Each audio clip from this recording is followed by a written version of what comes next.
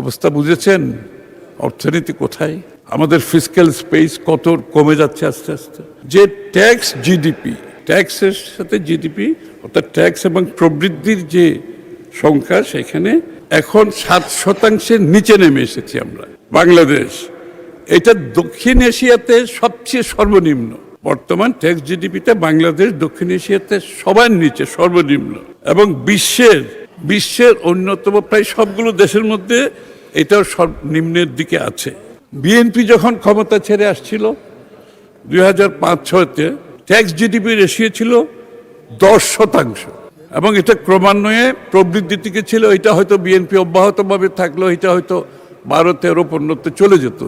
যা হোক, পরে তো অন্যবর্তী সরকার এসছে।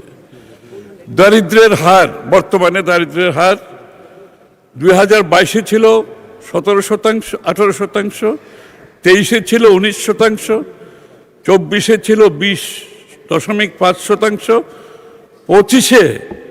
25-এ দারিদ্র্যের হার হচ্ছে অ্যাকর্ডিং টু পিপিআর জরিপ 29.93%। এই এখন আমরা যারা আছি এই মুহূর্তের দারিদ্র্যের হার হচ্ছে এটা। মানে অর্থনৈতিকভাবে আমরা এই মুহূর্তে কোথায় আছি এটা আমাদেরকে অনুধাবন করতে হবে। মানে যেটা নিম্নগতি ছিল দারিদ্র্যের হারটা, এখন এটা উপরের দিকে উঠতেছে এইভাবে। বেসরকারি খাতে ঋণ, অর্থাৎ বেসরকারি খাতে ঋণ যত বাড়বে দেশের উৎপাদন বাড়বে, বিনিয়োগ বাড়বে, কর্মসংস্থান বাড়বে। বেসরকারি খাতে ঋণের অবস্থা হচ্ছে জিডিপির 6% নেমে এসেছে এখন। 2005-06 সালে বিএনপি থাকার সময় এটা ছিল 18.27%, এখন 6%। সুতরাং আমরা কোথায় আছি অর্থনৈতিকভাবে বোঝার ব্যাপার আছে। রপ্তানি কমেছে 2.6%।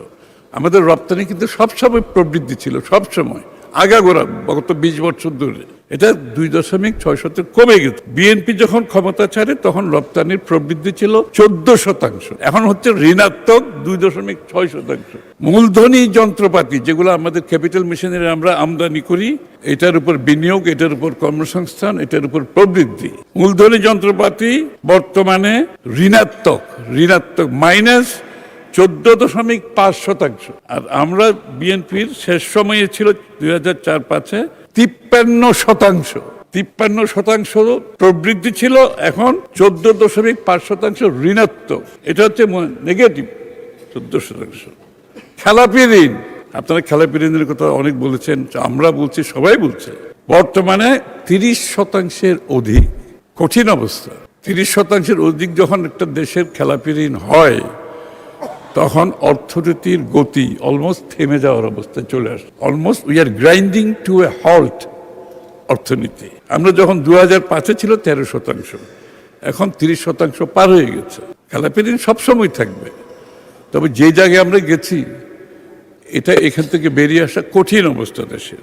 বিদ্যুৎ 36,000 কোটি টাকা ভর্তুকি চলছে, কারণ লুটপাট, আপনার বিদ্যুৎ খাতে যে লুটপাট হয়েছে বিগত দিনে, তার ক্ষতি এখন আমাদের সকলকে বহন করতে হচ্ছে। এটা 36,000 কোটি টাকা আমরা দিচ্ছি, দেওয়ার পর আরো 20-30,000 কোটি টাকা ভর্তুকি দিতে হবে।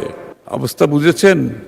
অর্থনীতি কোথায়, আমাদের ফিসক্যাল স্পেস কত কমে যাচ্ছে আস্তে আস্তে।